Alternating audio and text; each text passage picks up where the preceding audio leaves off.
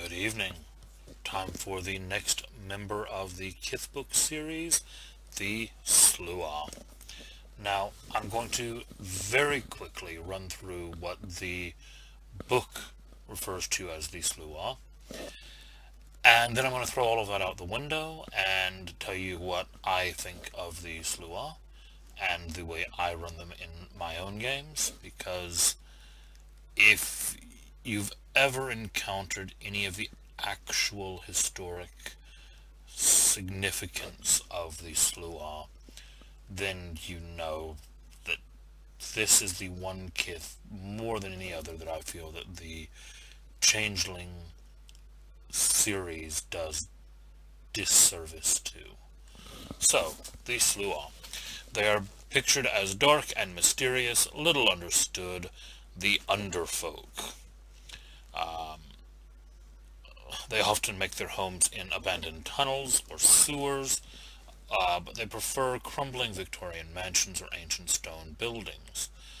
They are by their nature collectors and gatherers of things left behind or thrown away, broken toys, knickknacks, etc. Mortals fear the dark and slithery things that live beneath the earth. The Sluagh prefer quiet and spending time alone.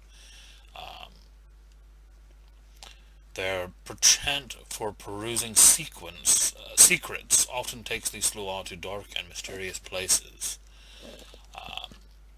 Their appearance, they are slender, pale, and move in an unsettling manner, as if they have cartilage rather than bone. They are hermits and recluses that do not fit well in mortal society. Their affinity is with props. Their birthrights are squirm, which basically allows them to contort their bodies to change shape almost. I don't really like that description because it's not a matter of changing shape. They can cause themselves to bend in ways they shouldn't. That's worming through tight bars or out of ropes or things like that. Unless they're restrained with cold iron, of course. Their other birthright is sharpened senses. They reduce difficulty for perception rolls, see through illusionary magic, and they can lurk, and they can see lurking ghosts. Their frailty, of course, is the curse of silence. No matter how hard they try, they cannot speak above a whisper. So, if you go by the book version of them, especially this horrible picture, they're basically emo goths. That's basically what the book says about the Sluagh. Now, just for randomness, I'm going to type in a search right now for Sluagh. And let's see if just general Wikipedia says the same thing about them. The Sluagh were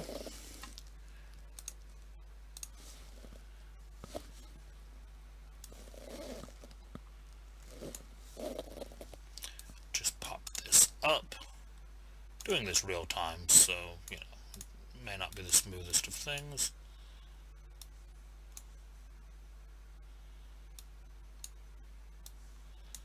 There we go.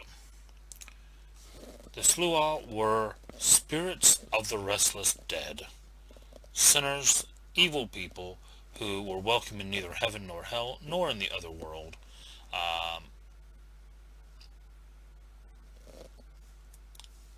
Yeah. Not a very full picture.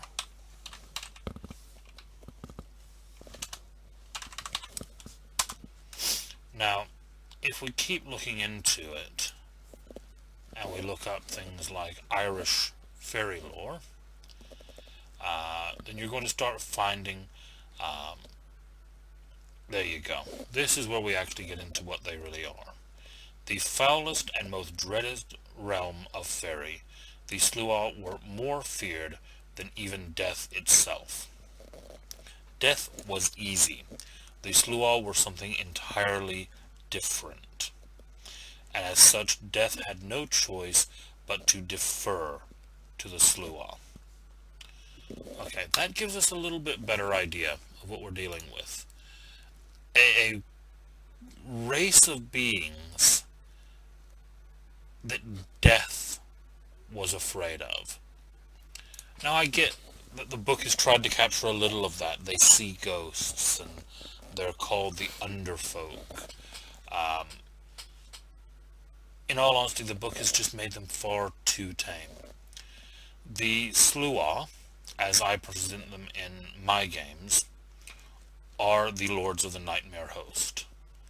While they're not necessarily classed as nobles of the courts,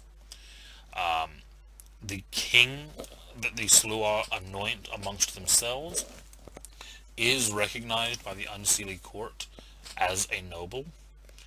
He is considered an ennobled commoner. But the Sluagh are the Fae, and as such the changelings that were birthed from nightmare. They are the shadows in the darkness. They are the things which are feared. The wild hunts originate from the Sluagh court. That's not saying that only Sluagh are members of the hunt, but it's saying that almost all Sluagh are members of a hunt. The hunts came out of the Sluagh. They are beings of shadow and darkness and fear. And in my games, that's how I run them.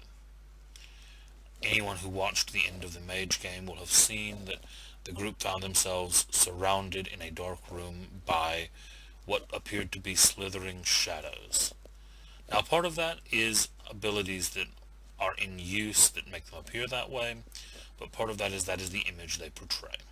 That is what they project to others, is a being of darkness. So, forget about the whole Sluagh bogey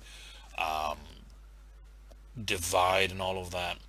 They have different abilities, and I will talk about the bogeys separately, but don't consider these to be the good ones. You will almost never find a Seelie Sluagh.